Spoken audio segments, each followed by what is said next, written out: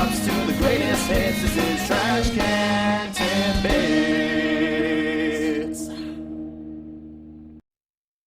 Happy holidays, everyone! I'm Beaton, and welcome to Trash Can Tidbits. While I don't have much in the ways of Christmas facts this season, I still hope to entertain you with some fun facts in general. Now, last time I asked the question, what was the last game to be released for the Sega 32X in North America? The answer is Spider-Man Web of Fire. Released in 1996, this game did absolutely nothing to differentiate itself from other 32X games or Spider-Man games. It was also the last Spider-Man game to be released in the 20th century.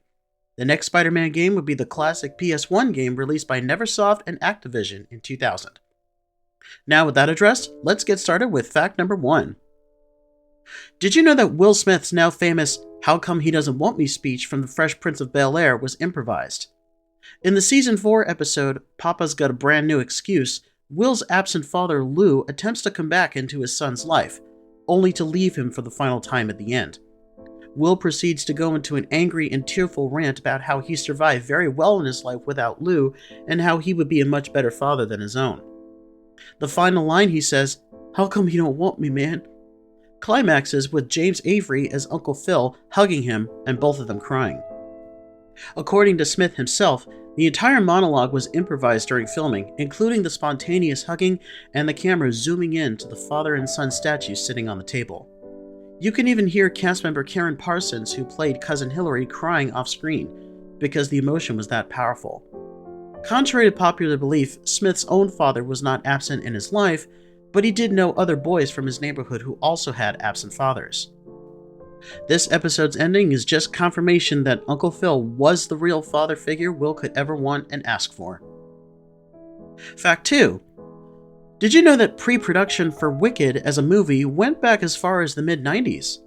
When Gregory Maguire published the novel Wicked back in 1995, Universal quickly picked up the film rights. The movie was going to be a non-musical version, which would have been produced by Mark Platt and Demi Moore. I'm not entirely 100% sure of this, but Moore probably also wanted to play Elphaba, which I can honestly see. Development was put on hold once composer Stephen Schwartz went to Platt and wanted to make the book into a Broadway musical instead, leading to the phenomenon we have today. Mark Platt is still the producer of the show, and the eventual movie musical sensation that was made over 20 years since the show's opening. And to come full circle, as of the making of this video, Demi Moore has been nominated for the 2025 Golden Globe Award for Best Actress in a Musical/Comedy for her role in The Substance. And she will be going up against none other than Cynthia Erivo, who ended up playing Elphaba in the Wicked movie.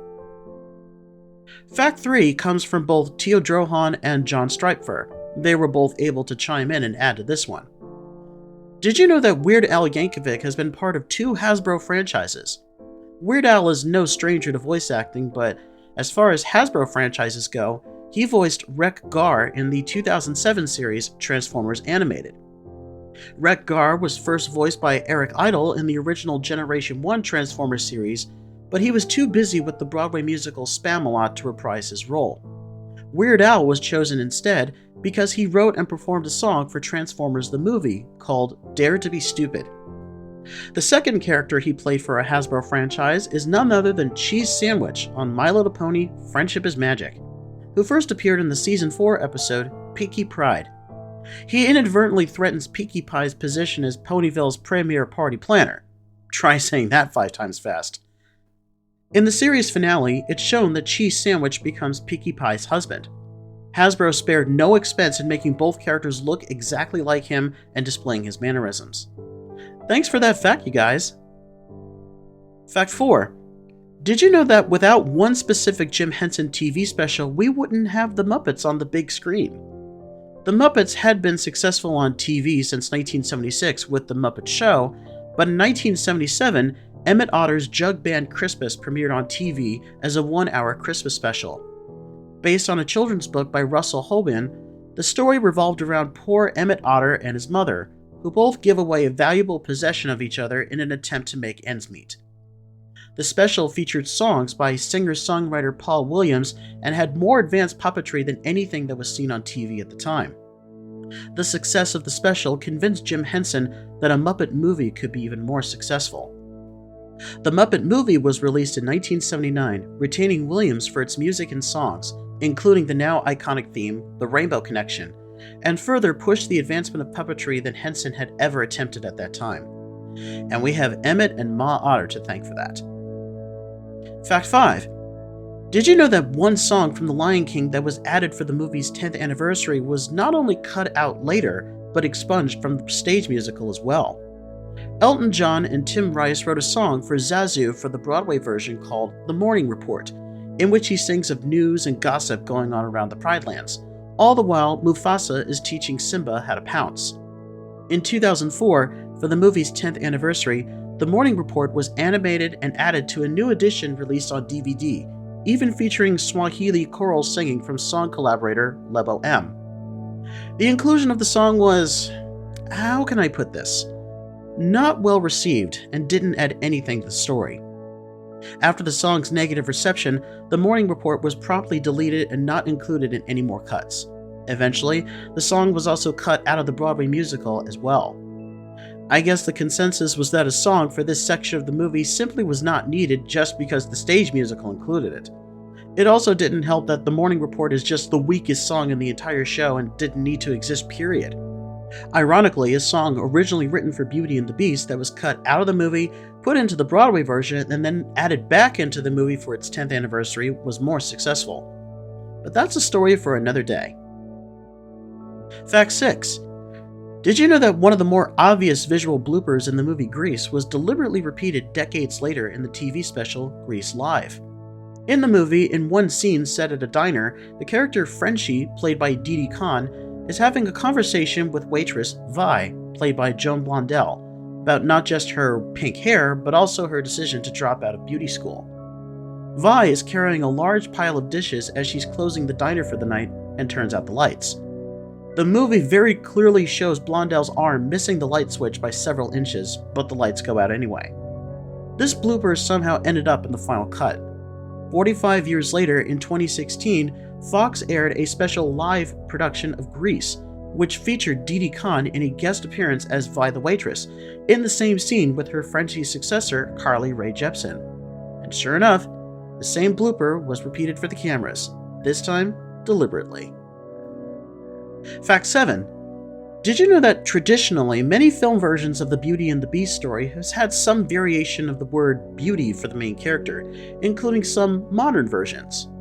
The original fairy tales simply had her name as Beauty, the 1946 version from French filmmaker Jean Cocteau, and the Disney version has her name as Belle, obviously the French word for beauty. In the 2011 movie Beastly, a modern reimagining of the story, the trend continues in a different way.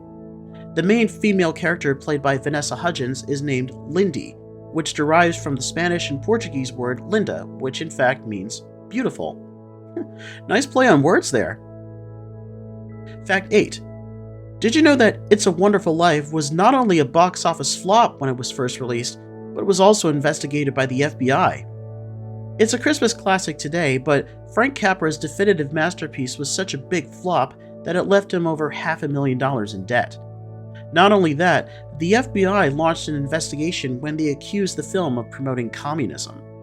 Lionel Barrymore's character of the Scrooge-like villain Mr. Potter was seen by the FBI as an attempt to discredit bankers by making him the most hated character in the movie, which they referred to as a trick used by communists. Okay, that's absolutely stupid. Once the movie began airing on TV, however, the controversy was immediately forgotten about, and It's a Wonderful Life went on to become the Christmas classic we know it as today. Fact 9. Did you know that Link and Ganondorf in The Legend of Zelda: Ocarina of Time were based on two Hollywood actors? However, only one of these actors is actually mentioned by name in some behind-the-scenes material. Ganondorf bears a striking resemblance to Christopher Lambert, best known for playing Connor McLeod in the Highlander series.